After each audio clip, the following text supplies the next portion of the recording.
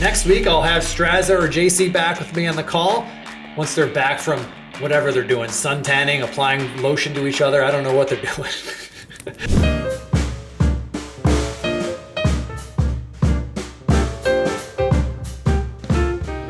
What's happening, everybody? It's your boy Chicago Sean McLaughlin. I'm the Chief Option Strategist at All Star Charts.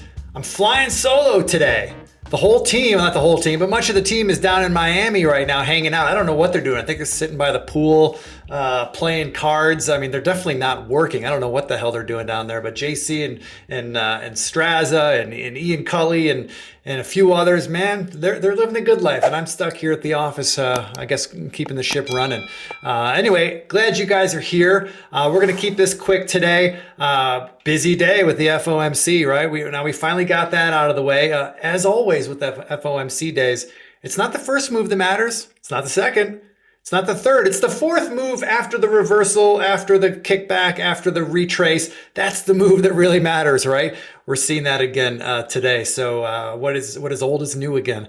But now that we got that out of the way, now we can start focusing on ideas again and putting money back at risk and trying to make a living out here in the market. So I'm sharing my screen with you guys right now. I'm sharing a blog post we put out today. This is a free trade that we put out for all fans of All Star Charts. And in this one, we are fading a pullback in the metals. Newmont Mining is a name that came up on our Hall of Famers report lately. And it had a really nice run here. I'm going to bring up this chart. I'm just scrolling to the chart here.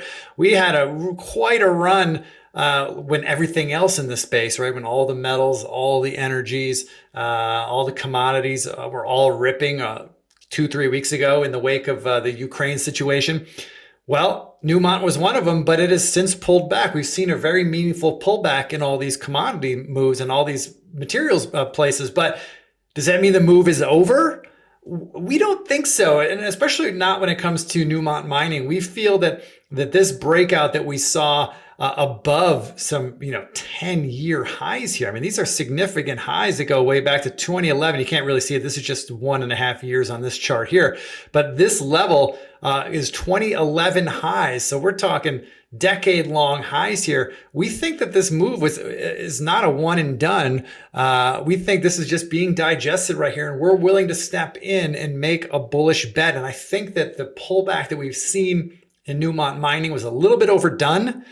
So that's the bet we're making. Now, as options players, if we want to make a bullish bet, we want to be careful how we do it, because as you can see here in this chart of implied volatility has risen quite dramatically in Newmont Mining, as it has all over the place, right? I mean, this is not new with VIX hanging above 30 for the last several weeks. We're seeing high implied volatility in all kinds of names, and Newmont is no exception.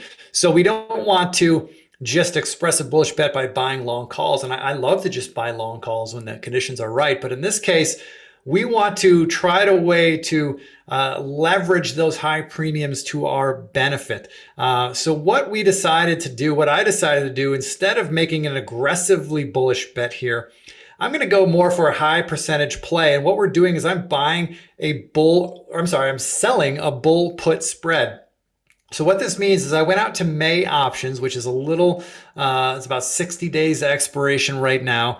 And I sold the 70 put, and I'm protecting that position with the May 65 put. So $5 wide. Newmont Mining is currently trading, last I checked, was around $72 a share, somewhere in that area, right?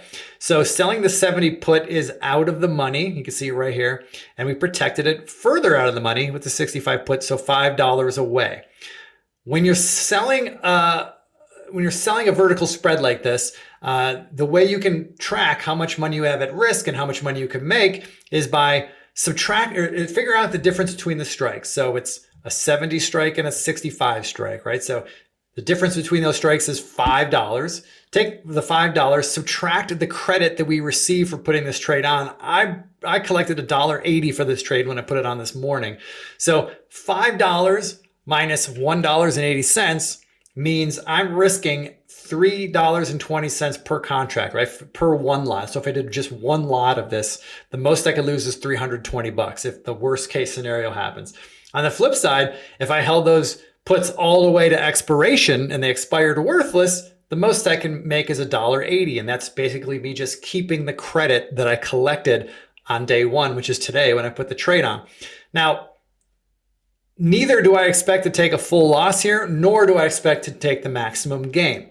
The way I will manage this trade going forward is, let's bring up the chart again here. I hope you guys can see this, so we didn't really zoom in here. But if Newmont Mining, as long as Newmont Mining can stay above 68 bucks a share, which is kind of corresponds with this little area of congestion right here, as long as we can stay above 68 bucks a share, then this trade is valid to me. I'm going to let the trade work and let theta decay work its magic and let the value of the position decay, which means it's profitable for me, right?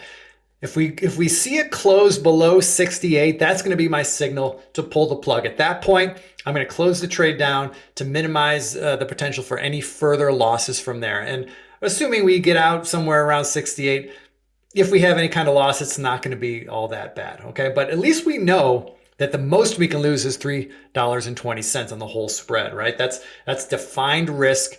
We should size our position properly so that in the worst case scenario that we do lose everything, at least it's a loss that we're completely comfortable with. All right, that's a very key component of successful options trading.